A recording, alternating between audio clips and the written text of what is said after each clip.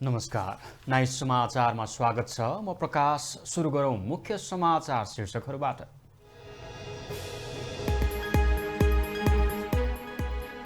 रोकिएन बाढी पहिरोको श्रृङ्खला। पछिल्लो 24 घण्टामा मात्रै देशका विभिन्न जिल्लामा 13 जनाको मृत्यु। नेपालमा कोरोना संक्रमित थपिने क्रम केही घट्यो। उपचारपछि घर फर्किनेको संख्यामा सुधार। एकै दिन 1700 जना डिस्चार्ज।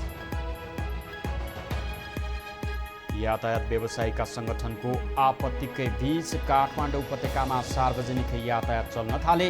सरकारले दिएको मापदण्ड अनुसार केही कम्पनीले गाडी चलाए।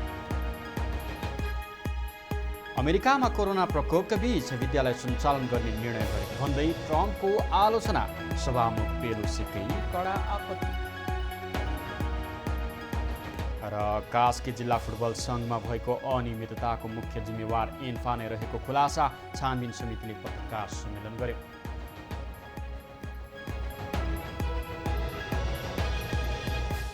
केही दिनदेखि परेको अविरल वर्षापछि आएको बाढी पहिरोमा परेर देशमा विभिन्न ठाउँमा ठूलो जनधनको क्षति पुगेको छ।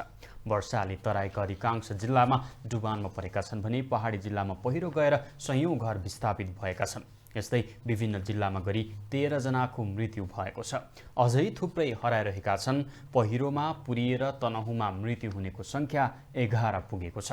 पहिरोले घर पुरिँदा व्यास नगरपालिका 9 माझफाँटमा एकै परिवारका 3 सहित 4, रिसिङ गाउँपालिका 8 पल्ठ्याङ भैँसीकिलेमा 2 र म्याग्दी गाउँपालिका 6 बेलौते डाँडामा 1 जनाको निधन भएको जिल्ला प्रहरी कार्यालयले जनाएको छ।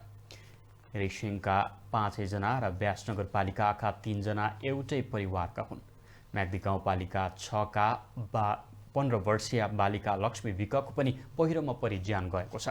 रिसिङ गाउँपालिकामा मात्र 4 जना बेपत्ता भएका छन्। उनीहरूको खोजी कार्य भइरहेको प्रहरीले जनाएको छ। उता अविरल वर्षाले लमजुङको मध्य नेपाल नगरपालिका 6 को 2 घर पहिरोले बगाएको छ।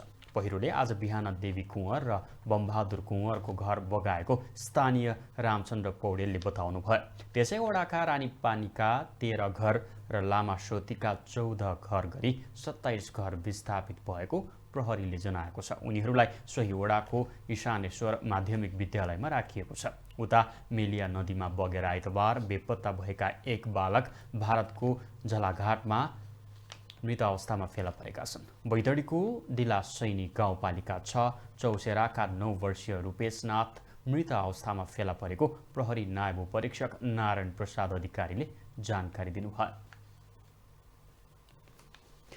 बिहिबार रातिदेखि परेको अविरल वर्षासँगै गएको पहिरोले पुरिएर म्याग्दीमा मृत्यु हुनेको संख्या 28 पुगेको छ।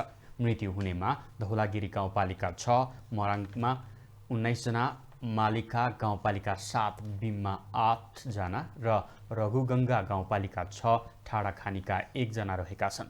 मराङका विभिन्न ठाउँमा गएको पहिरोमा बेपत्ता 21 मध्ये आइतबार थप 1 जनाको शव भेटिएको छ। जिल्ला प्रहरी कार्यालय म्याग्दीका अनुसार मराङ पहिरोमा परेर अझै 2 जना, बिमका 1 जना र दुको खोलाले बगाएर 1 जना हराइरहेका छन्। उनीहरूको खोजी कार्य जारी छ। त्यसैगरी पहिरोमा परेर घाइते भएका 12 जनालाई शनिबार नेपाली सेना र प्रभु एयरको हेलिकप्टर मार्फत उद्धार गरिएको छ। घाइतेमध्ये 4 जनाको पोखरा स्थित मणिपाल अस्पतालमा, 1 जनाको काठमाडौँमा उपचार भइरहेको छ। बेनी अस्पतालमा 7 जना उपचारपछि डिस्चार्ज भएका छन्। पहिरोमा आफन्त तथा घरखेत गुमाएका र घाइते भएकाहरूले आफूहरूको पुनर्वास, निःशुल्क उपचार, राहत व्यवस्थापन गरी पुनर्स्थापनामा थप सहज बनाइदिन माग गरेका छन्।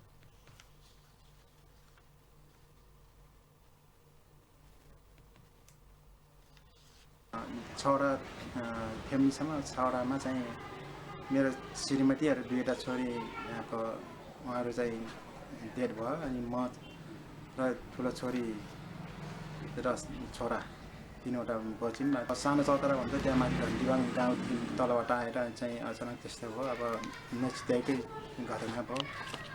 के गर्ने, अब म घाइते भएको कारणले मैले श्रीमतीले बचाउन सकेन, बच्ने अवस्था थियो। त्यस कारणले मैले मेरो श्रीमतीहरूले बचाउन सकेन छोरीलाई। पहिरोमा परेर मृत्यु भएकाहरूको विभिन्न ठाउँमा छुट्टा छुट्टै दाह संस्कार गरिएको छ। जिल्लाका विभिन्न ठाउँमा गएको पहिरोका कारण 896 जना विस्थापित भएको र उनीहरूलाई सुरक्षित स्थानमा सारिएको जिल्ला प्रहरी कार्यालय म्याग्दीका डीएसपी किरणजङ कुँवरले जानकारी दिनुभयो। सोमबार एकै दिन 1700 जना कोरोना संक्रमित व्यक्ति उपचारपछि डिस्चार्ज भएका छन्। स्वास्थ्य मन्त्रालयका प्रवक्ता डाक्टर जागेश्वर गौतमले नियमित पत्रकार सम्मेलनमा 1705 जना संक्रमित डिस्चार्ज भएको जानकारी दिनुभयो। यो अहिलेसम्म 24 घण्टाको अवधिमा धेरै डिस्चार्ज भएको संख्या हो। यो सँगै डिस्चार्ज हुने संक्रमितको संख्या 10,294 पुगेको छ। अब आइसोलेसनमा 6,613 जना संक्रमित छन्। यस्तै नेपालमा पछिल्लो 24 घण्टाको अवधिमा 144 जना संक्रमित थपिएका छन्। थपिएका संक्रमित मध्ये काठमाडौँ उपत्यकाका 9 जना छन्। यो सहित नेपालमा संक्रमितको संख्या 16,945 पुगेको छ। व्यक्तिहरूको संख्या 23,470 रहेको छ। आइसोलेसनमा रहेका संक्रमित व्यक्तिहरूको संख्या 6,613 रहेको छ। कोभिड-19बाट संक्रमण मुक्त भई गत 24 घण्टामा डिस्चार्ज हुनुहुनेहरूमा जम्मा 1,705 जना हुनुहुन्छ र आजसम्म डिस्चार्ज हुनुहुने जम्मा 10,294, त्यो भनेको 60.7% संक्रमितहरू निको भई घर फर्किसक्नु भएको छ। मकवानपुर हेटौँडामा मकवानपुरका 1 जना र रौतहटका 9 जना हुनुहुन्छ। धुलीखेल अस्पताल धुलीखेलमा सिन्धुलीका 1 जना हुनुहुन्छ। पछिल्लो 24 घण्टामा थप 1705 जना उपचारपछि निको भएर डिस्चार्ज भएका हुन्। यो सहित डिस्चार्ज हुनेको संख्या 10,294 पुगेको प्रवक्ता गौतमले बताउनुभयो। कुल संक्रमित मध्ये 38 जनाको मृत्यु भएको छ। प्रवक्ता डाक्टर गौतमका अनुसार हालसम्म देशका सबै जिल्लामा संक्रमण देखिएको छ। काठमाडौँ उपत्यकामा सरकारले तोकेको मापदण्ड अनुसार सार्वजनिक यातायात चल्न थालेका छन्। सोमबारदेखि महानगर यातायात, मयूर यातायात, संयुक्त यातायात लगायतले काठमाडौँ उपत्यकामा गाडी सञ्चालनमा ल्याएका हुन्। लामो समय सार्वजनिक यातायात रोकिँदा व्यवसायीलाई नोक्सानी बढ्दै जाने भएकाले तोकिएको मापदण्ड अनुसार बस सञ्चालन गरिएको व्यवसायीहरूले बताएका छन्। गएको हप्ता सरकारले स्वास्थ्य सुरक्षालाई ध्यान दिएर सार्वजनिक यातायात सञ्चालन गर्न दिने निर्णय गरेको थियो। सरकारले एक लहरको एउटा सिटमा 1 जना मात्रै राख्ने र त्यसको सट्टा 50% बढी भाडा लिने गरी यातायात सञ्चालन गर्न दिने मापदण्ड तोकेको छ। यस्तै बसमा यात्रा गर्ने यात्रुले अनिवार्य मास्क प्रयोग गर्नुपर्ने भनिएको छ। यातायात व्यवसायीका संगठनले विभिन्न माग राख्दै यातायात सञ्चालन नगर्ने भनिरहेका छन्। उनीहरू विभिन्न शर्त राखेर यथास्थितिमा सार्वजनिक यातायात सञ्चालन गर्न नसकिने बताइरहेका छन्। यही बेला केही कम्पनीहरूले भने सवारी सञ्चालन गरेका हुन्। प्रधानमन्त्री केपी शर्मा ओलीले देश र जनताप्रतिको आफ्नो निष्ठा कहिल्यै नघट्ने बताउनु भएको छ।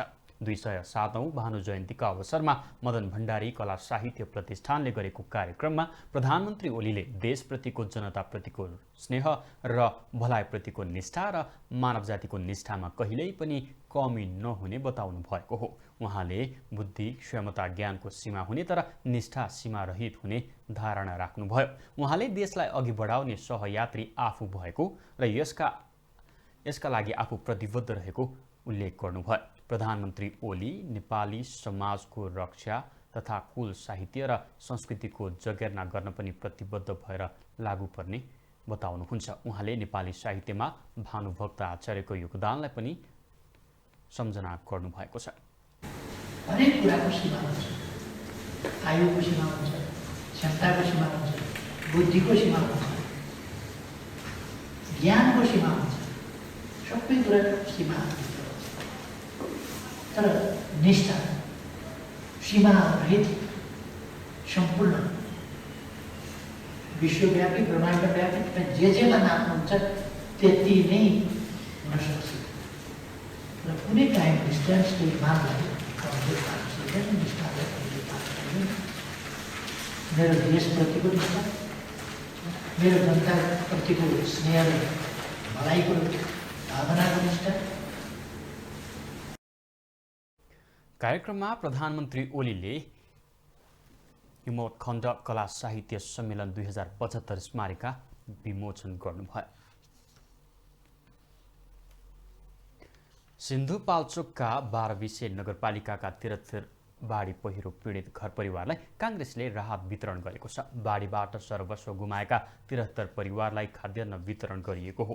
दैनिक उपभोग्य खाद्यान्न जम्मूका 34 परिवार र खागदल, सिरिसे, टार र रुम्टाका 39 परिवार गरी 73 परिवारलाई वितरण गरेको स्थानीय काङ्ग्रेस नेता मोहन बस्नेतले जानकारी दिनुभयो। बाढी पीडितको घर भोटेकोसी र यान्की खोलाले बगाएपछि उनीहरूलाई घाँसबासका समस्या हुँदै आएको थियो। साथै काङ्ग्रेसले बाढी पहिरोमा परि आफन्त गुमाएका र बेपत्ता भएका परिवारलाई नगद राहत दिएको छ।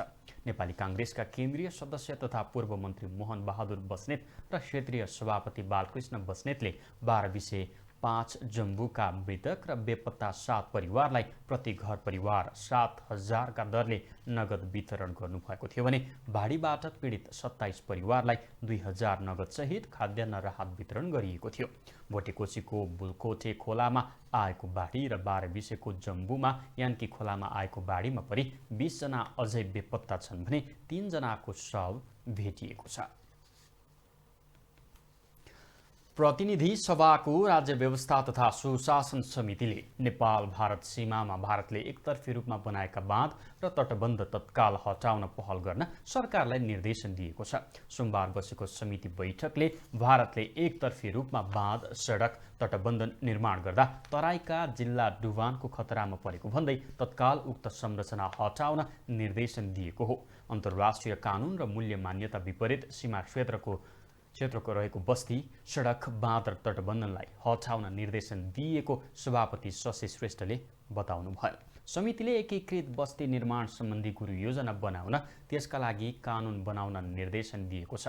बैठकले एकीकृत बस्ती निर्माणको विषयमा लामो समयदेखि कुरा हुँदै आए पनि यसलाई अगाडि बढाउने योजना सम्बद्ध निकाय वा सरकारबाट नआएको भन्दै समितिले स्पष्ट गुरु योजना ल्याउन पनि निर्देशन दिएको हो। खोजी, उद्धार, राहत, उपचार तथा पुनर्स्थापनाको लागि तयारी अवस्थामा रहने उद्धारकर्मी सम्मिलित मोबाइल टोलीलाई आवश्यक स्रोत साधन सहित तयारी अवस्थामा राख्ने, बाढी पहिरो र डुबानबाट पर्न सक्ने असरलाई तत्काल व्यवस्थित गर्न राहत कोषका साथै बाढी तथा डुबान हुन सक्ने सबै क्षेत्रहरूमै पर्याप्त मात्रामा, त्यो भनेको स्थानीय तहमै भन्न खोजेको है, ठाउँमा स्रोत साधन सहितको विपद व्यवस्थापन कार्यालयहरूको स्थापना गर्ने। बैठकमा गृहमन्त्री रामबहादुर थापाले प्राकृतिक प्रकोपका घटनापछिको राहत र उद्धारका लागि कानून, संरचना, नीति र योजना निर्माणलाई वस्तुवादी र वैज्ञानिक बनाइदै लगिएको बताउनुभयो। अव्यवस्थित बसोबास क्षतिको मुख्य कारक भएको भन्दै गृहमन्त्री थापाले प्राकृतिक प्रकोपका घटनाको गहन समीक्षा गरेर वस्तुवादी नीति बनाइने दृढता व्यक्त गर्नुभयो। आयो त्यसको अग्रिम सूचनाहरू जनतामा लाखौंको संख्यामा हामीले मेसेजहरू दिएर चाहिँ ल आफ्नो ठाउँमा चाहिँ अलिकति सतर्क रहने चाहिँ एउटा हाई अलर्टमा रहने भनेर हामीले सूचित गरेको हो। तर त्यो अलि ढिलो भयो चाहिँ, त्यो एक दिन अगाडि मात्रै भयो, त्यो अलि अगाडि हामीले गर्न सक्नु पर्थ्यो चाहिँ, त्यो ढिलो भयो त्यो त्यहाँनिर चाहिँ। त्यही पनि सूचना चाहिँ हामीले अलिकति अग्रिम रूपमा गरेको हो। कतिपय ठाउँहरूमा ती सतर्कता पनि अप्नाइयो चाहिँ त्यहाँ फेरि चाहिँ। त्यस्तै गृह मन्त्रालयका सचिव महेश्वर नेउपानेले यस वर्षको मनसुन सुरु भए यता बाढी र पहिरोमा परि 85 जनाको मृत्यु हुनका साथै 46 जना बेपत्ता भएको जानकारी दिनुभयो। बाढी पहिरोबाट 14 जिल्लाका 11,000 घर उच्च जोखिममा रहेकामा 707 घर भने तत्काल स्थानान्तरण गर्नुपर्ने अवस्थामा रहेको जानकारी दिइएको छ। सरकारले नेपाली साहित्यमा योगदान पुर्याउने स्रष्टाहरूलाई विभिन्न राष्ट्रिय तथा प्रादेशिक पुरस्कारबाट सम्मान गरेको छ। संस्कृति, पर्यटन तथा नागरिक उड्डयन मन्त्रालयले सोमबार पुरस्कार समर्पण कार्यक्रमको आयोजना गरी विभिन्न स्रष्टालाई सम्मान गरेको हो। पर्यटन मन्त्री योगेश कुमार भट्टराईले स्रष्टा तथा व्यक्तित्वहरूलाई पुरस्कार समर्पण गराई सम्मान गर्नुभएको थियो। पुष्पलाल राष्ट्रिय पुरस्कार 2076, महाकवि देवकोटा राष्ट्रिय पुरस्कार 2076, भगत सर्वजित मानव मर्यादा राष्ट्रिय पुरस्कार 2076, गोपाल प्रसाद रिमाल राष्ट्रिय पुरस्कार 2076बाट विभिन्न स्रष्टा तथा व्यक्तित्वलाई सम्मान गरिएको हो। कार्यक्रममा मन्त्री भट्टराईले विभिन्न स्रष्टाहरूको योगदानलाई कदर गर्दै स्थापना भएको पुरस्कार विभिन्न स्रष्टा तथा व्यक्तित्वहरूलाई प्रदान गरिएको बताउनुभयो।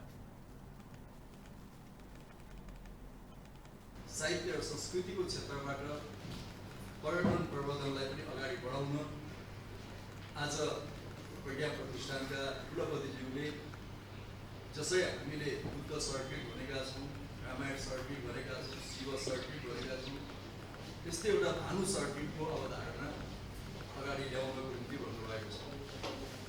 म कुलपतिज्यूलाई धन्यवाद दिन चाहन्छु। भानुभक्त आचार्य जन्मेको ठाउँ, उहाँका मावली, उहाँको संस्कारी, उहाँले शिक्षा दीक्षा प्राप्त गरेका ठाउँ। मन्त्री भट्टराईले जात जाति, संस्कृति, रीतिरिवाज, भाषा, साहित्यलाई एकै ठाउँमा राख्ने गरी काठमाडौँको कीर्तिपुरमा राष्ट्रिय सङ्ग्रहालय बनाउने समेत बताउनुभयो। सबै पुरस्कारको राशि राष्ट्रिय तथा संस्थागत तर्फहरू 1 लाख र प्रादेशिक तर्फहरू 50,000 रहेको मन्त्रालयले जनाएको छ। नेपाल राष्ट्र बैंकले आगामी आर्थिक वर्षको मौद्रिक नीति तयारीको अन्तिम चरणमा पुर्याएको जनाएको छ। आज बसेको अर्थ समितिको बैठकमा राष्ट्र बैंकका गभर्नर महाप्रसाद अधिकारीले आम नागरिकको अपेक्षालाई सम्बोधन गर्ने शैलीमा मौद्रिक नीति आउने बताउनु भएको हो। उहाँले कोरोनाका कारण वित्तीय क्षेत्रमा परेको प्रभावलाई न्यून गर्ने गरी नीतिको तयारीमा आफूहरू रहेको बताउनुभयो। उहाँले मौद्रिक नीतिले समग्रमा अर्थतन्त्रको गति बढाउने र वित्तीय स्थायित्व दिने खालको वातावरण बनाउने स्पष्ट पार्नुभयो। गभर्नर अधिकारीले केन्द्रीय बैंकले ल्याउने मौद्रिक नीतिले वित्तीय स्थायित्वलाई बढावा दिने बताउनुभयो। पोलिसी आफ्नैमा चाहिँ त्यति धेरै परिवर्तन खोज्ने खालको हुँदैन। संसारभरि नै अलिक एक्सेप्सनल बेलाहरूमा मात्रै त्यो कुरा विषयहरू आउँछ। यसरी चाहिँ म यो अवसरमा निवेदन गर्न चाहन्छु, 2007-08 पछिको ग्लोबल फाइनेन्सियल क्राइसिसको लेसनको फलस्वरूप संसारमै के भयो त भन्दा ब्याङ्किङ सिस्टम चाहिँ निकै दह्रो बनेर गयो। अहिले ब्याङ्किङ सिस्टमले चाहिँ यो क्राइसिस चाहिँ यसरी पनि यस्ता क्राइसिस ब्याङ्किङ सिस्टममा परेर अन्त अर्थतन्त्रमा जान्थ्यो। अहिले चाहिँ ब्याङ्किङ सिस्टमबाट सबैले चाहिँ के त भन्दा एउटा सोल्युसन उल्टै यो ट्रबल सुटर्सको रूपमा ब्याङ्किङ सिस्टमले एक्सपेक्ट गरिरहेको छ संसारभरि नै।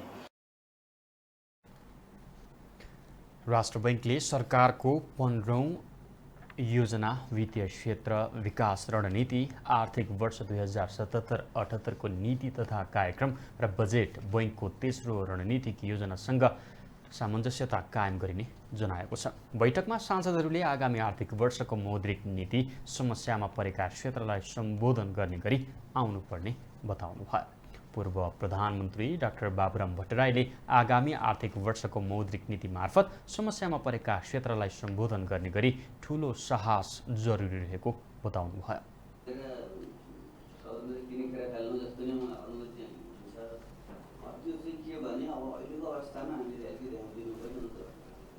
मौद्रिक नीति हामीले अलग्गै ढङ्गले प्रस्तुत गरे पनि गऱ्यौँ, तर वित्तीय नीति र मौद्रिक नीति अन्तर सम्बन्धित हुन्छन् र खास गरी हाम्रो जस्तो भर्खर पूर्व औद्योगिक अर्थतन्त्रबाट औद्योगिक अर्थतन्त्रमा रूपान्तरण भएको अवस्थामा जहाँ अर्थतन्त्रकै मौद्रीकरण पुँजीकरण भएको छैन, त्यस्तो ठाउँमा चाहिँ मौद्रिक र वित्तीय नीतिको बिचमा खासै त्यति धेरै अन्तरले चाहिँ हुँदैन। पूर्व अर्थमन्त्री सुरेन्द्र पाण्डेले बैंक तथा वित्तीय संस्थाको ब्याज दर कम गर्ने उपायको खोज नै यतिखेरको प्रमुख आवश्यकता भएको बताउनुभयो।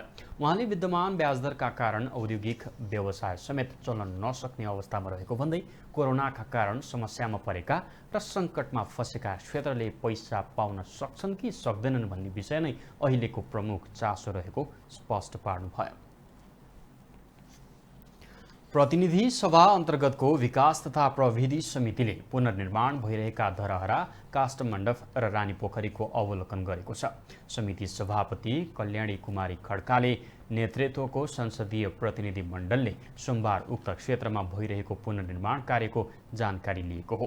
अवलोकनपछि राष्ट्रिय पुनर्निर्माण प्राधिकरण सभा हलमा समिति सदस्यहरूले प्रबलीकरण भइरहेको मुख्य प्रशासनिक भवन सिंहदरबारको पछिल्लो अवस्थाबारे जानकारी लिएका थिए। समिति सभापति खड्काले विभिन्न समस्याको बावजुद सन्तोषजनक ढङ्गले पुनर्निर्माण जारी रहेकोमा खुसी व्यक्त गर्नुभयो। उहाँले पुनर्निर्माणमा रहेका समस्या समाधानका लागि समितिले सहयोग गर्ने बताउनुभयो। निर्माणको गरिरहेको कामको अनुगमन गर्न हामी आएका छौँ। खास गरेर धरहरालाई अहिले अब 18 तला पुगाइसक्ने समय थियो, लकडाउनले गर्दाखेरि भएन। अहिले पनि हामीले के देख्यौँ भने काम सुरु भइरहेको छैन त्यहाँ पनि। अब क्वारेन्टाइनमा ल्याएर मजदुर राखेको छ र अब सुरु हुन्छ भन्ने हुन्छ। कामको प्रगति राम्रो छ जस्तो लाग्यो र यसै गरेर यो काष्ठमण्डपको सबैभन्दा मौलिकता होइन, यहाँको संस्कृति बचाएर सबै स्थानीयवासीको जुन खालको चाहिँ यहीँको बासिन्दाले काम गर्नुभएको छ। राष्ट्रिय पुनर्निर्माण प्राधिकरणका प्रमुख कार्यकारी अधिकृत सुशील गेवालीले स्वास्थ्य सुरक्षाका सबै मापदण्डहरू अवलम्बन गर्दै धरहरा, रानी पोखरी, सिंहदरबार लगायतमा पुनर्निर्माणका कार्यहरू अघि बढाएको बताउनुभयो।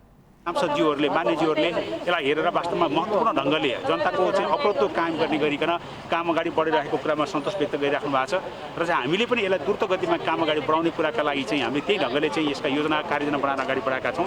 यो कोरोनाको कारणले केही हामीलाई चाहिँ असर गर्यो, तर त्यही बिचमा पनि हामीले अलिकति भए पनि काम चाहिँ छोटो रूपमा, सानो रूपमा भए पनि काम अगाडि बढायौँ। अब अहिले चाहिँ द्रुत गतिमा काम अगाडि बढाउनका लागि हाम्रो कोरोनाको चाहिँ तपाईँको स्वास्थ्य सम्बन्धी मापदण्ड प्राधिकरणले जारी गरिसकेको छ। त्यसमा कसरी निर्माण सामग्री ल्याउने, त्यस्तै गरेर चाहिँ निर्माण कर्मीहरूलाई कसरी ल्याउने, कसरी राख्ने, व्यवस्थापन कसरी गर्ने, काम गर्दा के कुरामा ध्यान दिनुपर्ने हो, यो कुराको बारेमा हामीले मापदण्ड जारी गरिकन त्यो अनुसार परिपालन गर्ने गरेर काम अगाडि बढाएका छौँ।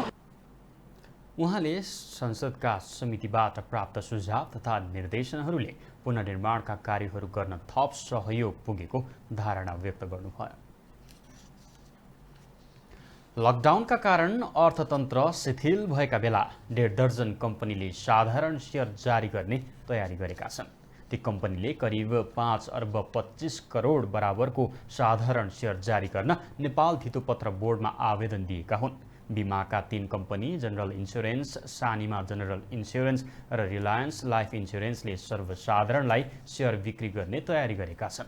जनरल इन्स्योरेन्स कम्पनीले सर्वसाधारणलाई 30 करोड बराबरको 30 लाख किता सेयर बिक्री गर्न 5 असारमा बोर्डसँग अनुमति मागेको छ।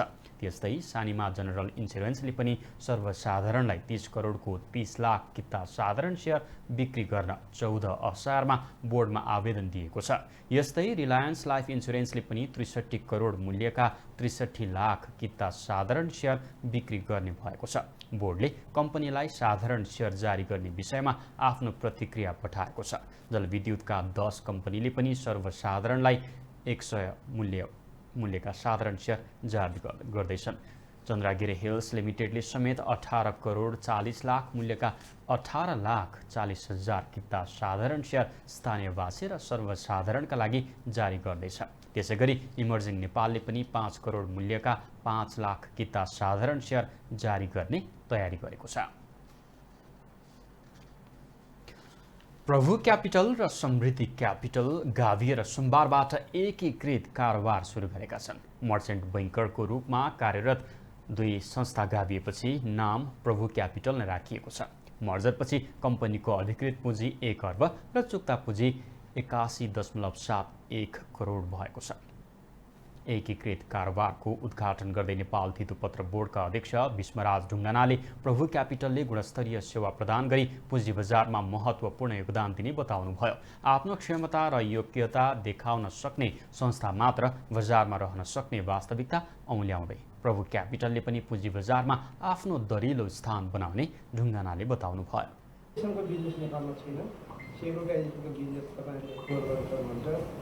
राष्ट्र ब्याङ्क पनि अहिले यो सन्दर्भमा पोजिटिभ कन्सेप्ट लिएर आइरहेको अवस्था छ। त्यसले गर्दाखेरि यो एउटा चाहिँ ट्रस्ट बेस्ड बिजनेस हो। यसलाई हामीले एक्सप्लोर गर्न सक्छौँ। त्यसको चाहिँ मार्केट नेपाल भर्जिन मार्केट हो। त्यस्तै चाहिँ अरू विभिन्न किसिमका क्यापिटल मार्केटबाट चाहिँ प्रदान गर्न सक्ने विभिन्न किसिमका सेवाहरू, विभिन्न किसिमका इन्स्ट्रुमेन्टहरू छन् जसलाई अहिले हामीले भइरहेकै प्रोडक्टहरूमा केही मोडिफाई गरेर बजारमा ल्याउन सक्छौँ। प्रभु ग्रुपका अध्यक्ष देवी प्रकाश भट्टचनले देशको राजनीतिक अवस्थाले आर्थिक क्षेत्रमा प्रभाव पार्ने बताउँदै आर्थिक क्षेत्रको विकासका लागि स्थिर सरकार र आर्थिक क्षेत्रप्रति सकारात्मक र बलियो धारणा राख्ने सरकार हुनुपर्ने बताउनुभयो। 14 वर्ष अगाडि काठमाडौँको सीतापायलामा भएको दम्पति हत्याका आरोपी सर्लाही घर भएका जेके भरिने जयकिशोर शाह पक्राउ परेका छन्। नेपाल प्रहरीको केन्द्रीय अनुसन्धान ब्युरो CIB ले 34 वर्षीय शाहलाई हिजो बाँकेबाट पक्राउ गरेको हो। पक्राउ परेका शाहलाई आज सार्वजनिक गरिएको छ। 2063 साल पुस 20 गते सीतापायलामा काठमिल सञ्चालन गर्दै आएका 45 वर्षीय नातिकाजी सुवेदी र उनकी श्रीमती सानु सुवेदीको हत्या गरी फरार भएका शाहलाई बाँके स्थित नेपाल भारत सीमा क्षेत्रबाट पक्राउ गरिएको हो। हत्यामा संलग्न अर्का आरोपी बाँकेका प्रताप राणा भने अझै फरार रहेको प्रहरीको केन्द्रीय अनुसन्धान ब्युरोका प्रमुख DIG सहकुल थापाले जानकारी दिनुभयो। उक्त अपराधीलाई त्यो दुवैजना अपराधीलाई घटना पश्चात भागेको अवस्था थियो र ती अपराधीहरूको हामीलाई केवल नाम र थर मात्र त्यो घटनास्थलमा भएको त्यति बेला अनुसन्धान गर्दा त्यति मात्र प्राप्त थियो। फोटो समेत नभएको अवस्थामा अहिले बुझ्दाखेरि त्यो घटना पश्चात दुवैजना अपराधीहरू, दुवैजना प्रतिवादीहरू भागेर भारतकोमा दुवैजना 2 वर्षसम्म एकसाथ बसेको अवस्था थियो र भारतमा 2 वर्ष एकसाथ बसिसकेपछि प्रताप राणा र यो जयकिशोर शाह चाहिँ छुटिएको अवस्था भयो। हत्याका आरोपी दुवैजना त्यही काठमिलका कामदार हुन्। मिल सञ्चालक सुवेदीसँग भनाभन भएपछि छुरा प्रहार गरी सुवेदी दम्पतिको हत्या गरेका थिए। उक्त घटनाका बेला शाह 15 वर्षका थिए। हत्या गरेपछि फरार रहेका दुवैजना भारतको लखनऊ पुगेको प्रहरीले जनाएको छ। मान्छेका आआफ्नै दुःख छन्, चाहे हिमाल होस् चाहे पहाड वा तराई हो। प्रदेश 5 को पहाडी जिल्ला गुल्मीको मालिका गाउँपालिका 4 अर्कवाङका महिलाले गिट्टी कुटेरै घर खर्च धान्दै आएका छन्। एक रिपोर्ट।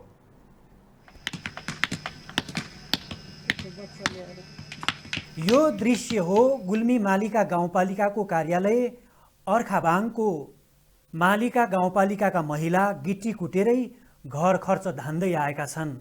श्रीमान बेरोजगार छन्, बिहान बेलुकाको छाक टार्नै धौधौ भो र त दिनभर गिट्टी कुटेर बिहान बेलुकी हातमुख जोड्न पाइएको छ। अब त आम्दानीको स्रोत नै यही भएको छ।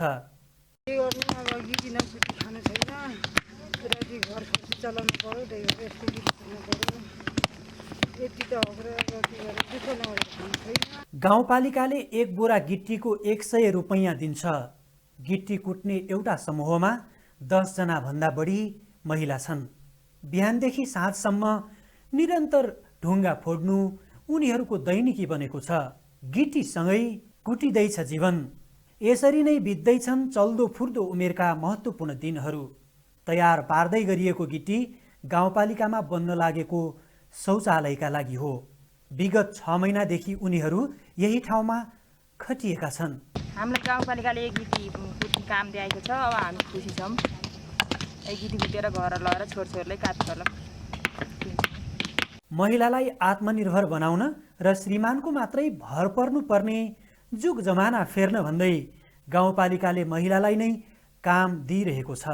हाम्रो मालिका गाउँपालिकाका महिलाहरूलाई पनि अहिले धेरै चेतना भइसकेको छ। किनभने हामीले पुरुषले कमाएको मात्र खाने होइन, हामीले पनि केही गर्नुपर्छ, हामी आफूमा आत्मनिर्भर हुनुपर्छ भनेर मालिका गाउँपालिकाका महिलाहरू पनि यसरी गिटी कुट्ने अनि हरेक काममा, जस्तै यो बाटोको कामहरूमा भयो, हामीले बाटोमा लेबरहरू लगाएका छौँ, त्यसमा पनि पुरुषभन्दा धेरै महिला नै देखिनु भएको छ। किनभने पुरुषले बराबर हामीले पनि काम गर्छौँ भनेर महिलाहरू धेरै अगाडि हुनुहुन्छ। अहिले कामको लागि आफ्नो खुट्टामा आफै उभिने र पुरुषको मात्र आश नगर्ने भनेर मालिका गाउँपालिकाका महिलाहरू धेरै अग्रसर हुनुभएको छ।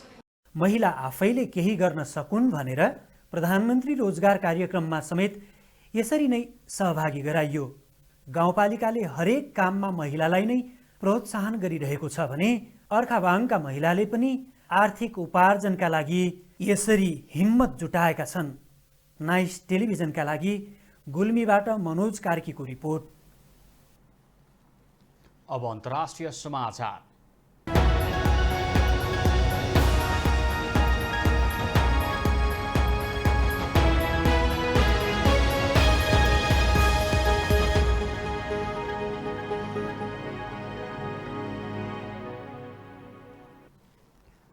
अमेरिकी सभामुख न्यान्सी पेलोसीले कोरोना प्रकोपकै बीच विद्यालय सुचारू गर्ने निर्णय गरेको भन्दै राष्ट्रपति डोनाल्ड ट्रम्पको चर्को आलोचना गरेकी छन्।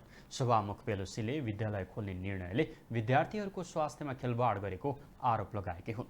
अमेरिकी तल्लो सदन हाउस अफ रिप्रेजेन्टेटिभ्सका नेताले पनि देशका विभिन्न राज्यमा विद्यालय सञ्चालन गर्ने ट्रम्पको निर्णयलाई लिएर उनको चर्को आलोचना गरेका छन्। सभामुख पेलोसीले हाल विद्यालय खोल्नका लागि सङ्घीय सरकारले कोरोना भाइरस नियन्त्रणका लागि अपनाउनु पर्ने सम्पूर्ण निर्देशिका अनिवार्य अपनाउनु पर्ने समेत बताएकी छिन्। अहिले धेरैजसो राज्यका प्रमुखहरूले कोरोना रोकथामका सामान्य उपाय समेत नअपनाएको पेलोसीको आरोप छ।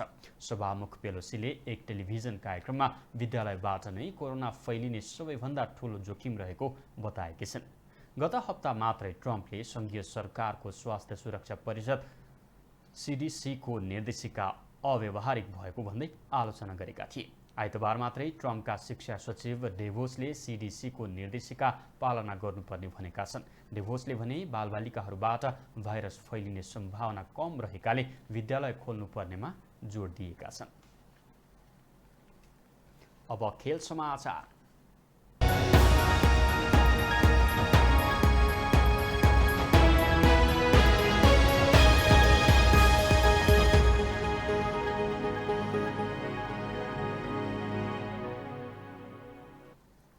कास्की जिल्ला फुटबल सङ्घमा भएको अनियमितताको मुख्य जिम्मेवार अखिल नेपाल फुटबल सङ्घ इन्फा नै रहेको खुलेको छ। इन्फाको केन्द्रीय नेतृत्वले जिल्ला फुटबल सङ्घको नियमन र आवश्यक निर्देशन दिन नसक्दा इन्फा कास्कीमा आर्थिक हिनामिना भएको निष्कर्ष छानबिन समितिले निकालेको छ। जिल्ला फुटबल सङ्घभित्र देखिएको आर्थिक अनियमितता र भ्रष्टाचारबारे छानबिन गर्न इन्फाले नै समिति गठन गरेको हो। समितिले 11 दिन गरेको अनुसन्धानबारे सोमबार पत्रकार सम्मेलन गरेर जानकारी दिएको हो। इन्फा कास्कीका अध्यक्ष मिलन गुरुङ पटक पटक आर्थिक विवाद र ठगीको मुद्दामा मुछिएसँगै जिल्ला फुटबल सङ्घभित्रको अनियमितता बाहिर आएको थियो। छानबिन समितिका सदस्य विष्णुप्रसाद पराजुलीले अनुसन्धानको क्रममा इन्फा कास्कीमा नियमपूर्वक काम नभएको देखिएको बताएका छन्। उनले वार्षिक रूपमा अडिट नगर्ने जिल्ला फुटबल सङ्घको सदस्यता केन्द्रले नवीकरण गर्दा समस्या उत्पन्न भएको बताएका छन्। नाइस समाचार अहिलेलाई सकियो। तपाईँ नाइस समाचारसँगै हाम्रा अन्य कार्यक्रमहरू nicetvnepal.com, nicesamachar.com, युट्युब र फेसबुकमा पनि हेर्न र पढ्न सक्नुहुन्छ। नाइस टेलिभिजन HD हेर्दै गर्नुहोला। नमस्कार।